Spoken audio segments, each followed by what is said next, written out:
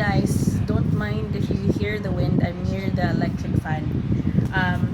So come on and box with me. Sana naman Christmas gift ni Bebo sa akin. And yeah, I've been waiting for this. I was like so disappointed yesterday na yung rider hindi niya dineliver yung parcel na to. And today I heard na hindi din siya pumasok kasi may parang suki na rider din ako sa GNT. And I was really planning to go to the warehouse na lang para pick upin to kaysa naman ma-return to sender siya or I have to wait for another day because I'm really excited to open this. Really. So let's go and unbox. We got it from TikTok. And if nakita niyo yung previous post ko na kung ano yung Christmas gift ng partner ko sa akin, may rabag to. Oh my God! Recently lang ako nag-request ng ganito for Christmas. Oops! Something fell off. Tanggal yung ulo ni Tata. Sorry. So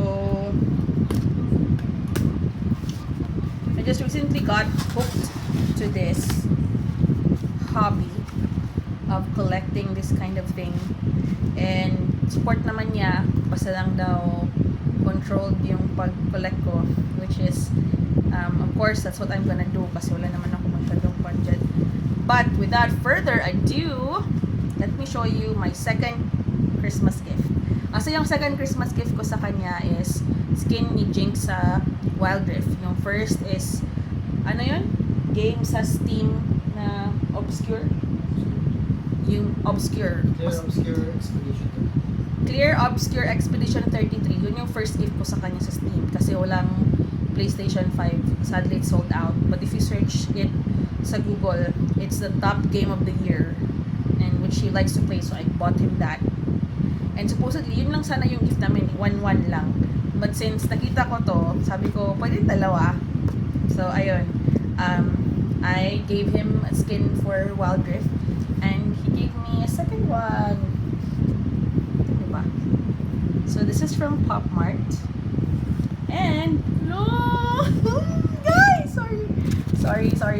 I'm so like, guys, this is like one of my, again, when I search for this particular, like, series or character, kasi diba yung Pop Mart, marami siyang collection, hindi lang siya ito, marami talaga.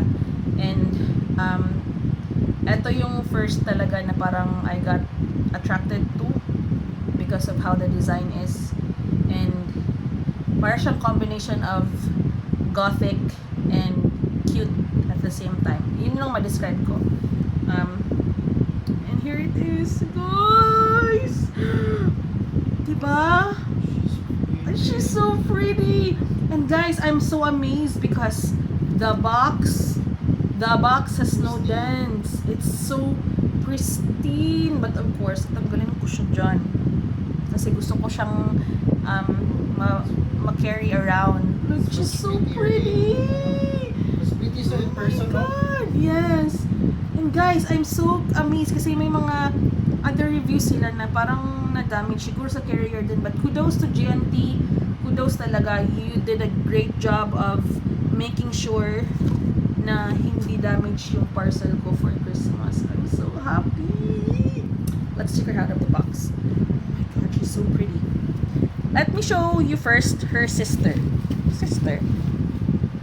Para makita nyo. Throwback lang. Throwback? Recap. So this is Ode. I know a lot of people don't like Ode sa Winter Symphony, but I like her because she's my very first pull. Yung partner ko yung pumili. And I like her. I like her so much. I like her red hair, her eyes. Although the clothing, yeah, I do get why you don't really like the clothing because it doesn't, I don't know what it is, but overall, I carry her around and she's pretty.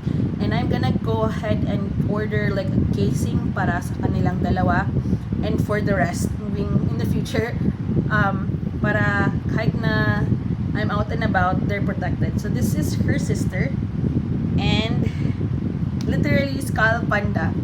Because she's a panda. Oh my god. Sorry guys, I'm like freaking out because I'm so happy that she came in safe. And legit, we got this from the official Pop Mart PH na tawag nito sa TikTok. I'll be linking it. Oh, I don't think I can link it kasi wala siyang parang affiliate something. But you can search Pop Mart PH. Teka lang. Sorry. Wala kasi akong links. Pero, if you want na yung may kasi ito, parang talagang you need to pay. Like, pay. Hindi, wala siyang, tawag nito, wala siyang COD. Pero, I just found out yesterday na may isang shop na, or may parang shop na siguro nasa Hong Kong or China din, that they're somehow have supplies for this, and they do COD. Chinek ko yung mga reviews. I'll link the yellow basket for those na lang. For those shops. Chinek ko naman yung reviews. A lot of buyers are saying that they're legit kasi may parang QR code daw that you can verify if legit yung mga items. Kasi Pop Mart has Skull Panda, may Hirono, yung Molly something, Space Molly, di ba? Tapos meron din yung parang Cry Baby. Basta iba-iba. May Chaka, basta mga ibang Oh my god! Gusto ko rin sana yung You Found Me, kaso lang wala pang stock dito sa shop ng friend ko.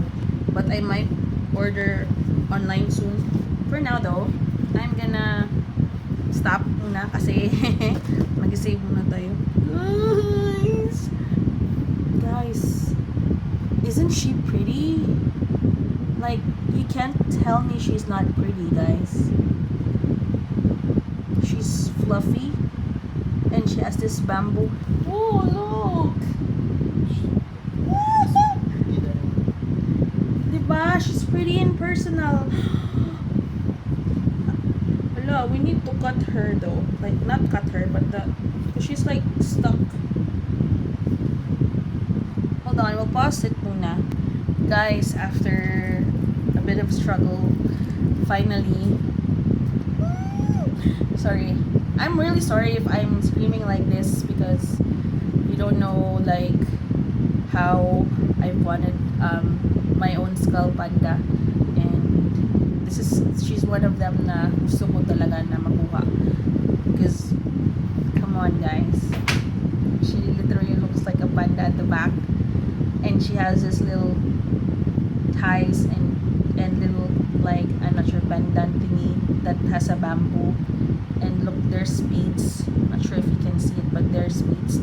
Look at her keyring, guys. It's green. It has like a bamboo leaf. Like, come on, Skull Panda. The details are so good. That's why I would not be surprised kung bakit pricey siya, because how they have thought about this, the design and everything. Chef's kiss talaga, guys. I mean, if you're gonna collect something, I didn't have any plans to collect, but seeing this, and plus I can put them, like, design them on my bag, make my bag cuter, definitely worth it talaga siya. And you can display this. Look, I'll show you the front. Look guys, ang cute. May para siyang sa side niya may din siya, may little panda siya, di ba?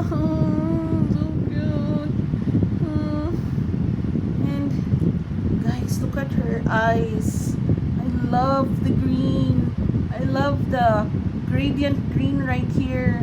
I love how furry she is. I love the bamboo. There's nothing I don't like about her. And look. It's like I don't know what that is, but it's so cute. So now, my collection of Skull Panda, and if you're into this kind of content, expect for more, although it's not gonna be like in a couple of days. It might take a while, but I'm so proud sa hard work ko, sa katas ng OT namin ng partner ko. This is his Christmas gift for me. So it's his hard work and I'm really thankful for that. And moving forward, I'm gonna buy it with my own money, of course. Of course, pay bills first before anything else, but I'll make sure to put some on the side. I don't care how long it takes, but I'm gonna collect more of these cute little things. Of course, I'll choose the ones that I'm not gonna collect every single one. I will be collecting the ones that I like. And then, yeah. So for now, two sisters.